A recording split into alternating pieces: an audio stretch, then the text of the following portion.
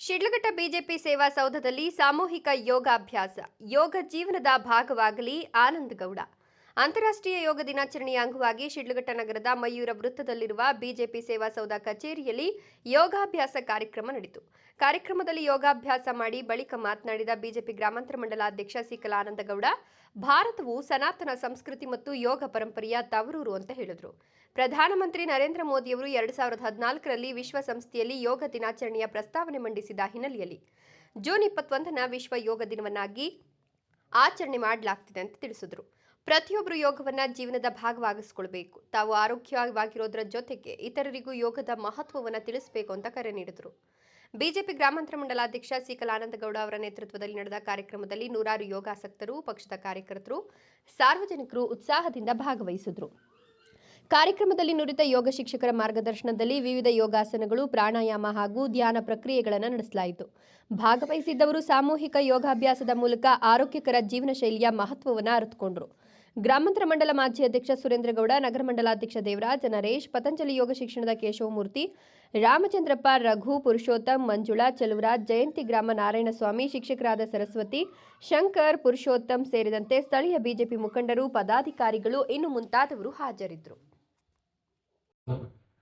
ನಮ್ಮ ಸೇವಾ ಸೌಧದಲ್ಲಿ ಪತಂಜಲಿ ಯೋಗ ಶಿಬಿರದ ಕಡೆಯಿಂದ ಸತತವಾಗಿ 3ನೇ ವರ್ಷ ನಾವು ಈ ಒಂದು ಯೋಗ ದಿನಾಚರಣೆಯನ್ನು ಆಚರಣೆ ಮಾಡ್ತಾ ಇದ್ದೀವಿ. ನಮಗೂ ಇದೊಂದು ಸುದಿನವೇ ಸರಿ. ನಮ್ಮ ನೆಚ್ಚಿನ ಪ್ರಧಾನಮಂತ್ರಿಗಳಾಗಿರ್ತಕ್ಕಂತಹ ಸನ್ಮಾನ್ಯ ನರೇಂದ್ರ ಮೋದಿಯವರು 2014ರಲ್ಲಿ ವಿಶ್ವಸಂಸ್ಥೆಯಲ್ಲಿ ಈ ಒಂದು ಪ್ರಸ್ತಾವನೆಯನ್ನ ಮಾಡ್ತಾರೆ. ನಮ್ಮದು ಭಾರತ ದೇಶ ಅಂತ ಹೇಳಿದ್ರೆ ಸನಾತನ ಧರ್ಮ ಇರ್ತಕ್ಕಂತಹ ದೇಶ, ಸನಾತನ ಧರ್ಮವನ್ನು ನಂಬಿರ್ತಕ್ಕಂತಹ ದೇಶ. ಸುಮಾರು ಸಾವಿರಾರು ವರ್ಷಗಳ ಹಿಂದೆ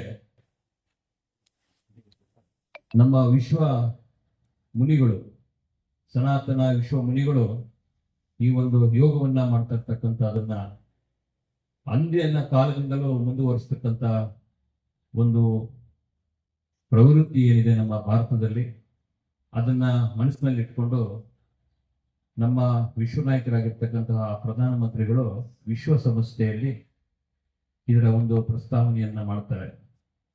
ಎಲ್ಲಾ ರಾಷ್ಟ್ರಗಳು ಇದಕ್ಕೆ ಹೋಗ್ಬಿಟ್ಟು ಖಂಡಿತವಾಗೂ ಇದನ್ನ ನಾವು ಒಂದು ವಿಶ್ವ ದಿನವಾಗಿ ಆಚರಣೆ ಮಾಡೋಣ. ಎಲ್ಲರೂ ಸಹ ಇದನ್ನ ಜೂನ್ 21ರ ದಿನ ನಾವೊಂದು ಈ ಯೋಗವನ್ನ ಮಾಡ್ತಕ್ಕಂಥ ಅದನ್ನ ಮಾಡಲೇಬೇಕಾಗ್ತದೆ ಅಂತೇಳಿ ಕೇವಲ ಜೂನ್ 21ಕ್ಕೆ ಸೀಮಿತವಾಗದೆ ಪ್ರತಿದಿನಾನು ಬೆಳಗ್ಗೆ ಹೊಟ್ಟೆಗೆ ಏನು ತಗೊಳ್ಳದೆ ಖಾಲಿ ಹೊಟ್ಟೆಯಲ್ಲಿ ಕನಿಷ್ಠ ಪಕ್ಷ ಒಂದು 45ರಿಂದ 1 ತಾಸುಗಳವರೆಗೂ ನಾವು ಯೋಗವನ್ನ ಮಾಡಿದಾಗ ನಮ್ಮ ಮನಸ್ಸು, ದೇಹವನ್ನ ನಿಯಂತ್ರಿಸ್ತಕ್ಕಂಥ ಕೆಲಸ ಆಗುತ್ತೆ.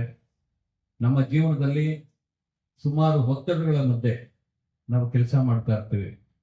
ಪ್ರತಿದಿನ ಈ ಒಂದು ಯೋಗವನ್ನ ಮಾಡೋದ್ರ ಮುಖಾಂತರ ನಮ್ಮ ವಯಸ್ಸನ್ನ ಆರೋಗ್ಯಕರವಾಗಿ ಕಳೀತಕ್ಕಂಥ ಒಂದು ಸಮಯವಾಗಿರ್ತದೆ. ಈ ಯೋಗ ಮಾಡೋದ್ರಿಂದ ಎಷ್ಟೆಲ್ಲ ಅನುಕೂಲಗಳಾಗಿದೆ ಅಂತೇಳಿ ಈಗಾಗಲೇ ನಮ್ಮ ಗುರುಗಳು ತಿಳಿಸ್ಕೊಟ್ಟಿರ್ತಾರೆ. ಈ ಯೋಗವನ್ನ ನಾವು ಪ್ರತಿ ವರ್ಷದಂತೆ ಪ್ರತಿ ದಿನವೂ ಸಹ ನಾವು ಈ ಶಿಬಿರದಲ್ಲಿ ಮಾಡೋಣ. ಈಗಾಗಲೇ ನಾವು ಪತಂಜಲಿ ಯೋಗ ಶಿಬಿರದವರಿಗೆ ಮನವಿಯನ್ನು ಮಾಡಿಕೊಂಡ್ವಿ. ನಿಮಗೆ ಅವಶ್ಯಕತೆ ಇದ್ರೆ ದಯಮಾಡಿ ಈ ಸೇವಾ ಸೌಧವನ್ನ ನಿಮ್ಮ ಯೋಗ ಶಿಬಿರವಾಗಿ ಮಾರ್ಪಡಿಸ್ಕೊಳ್ಳಿ.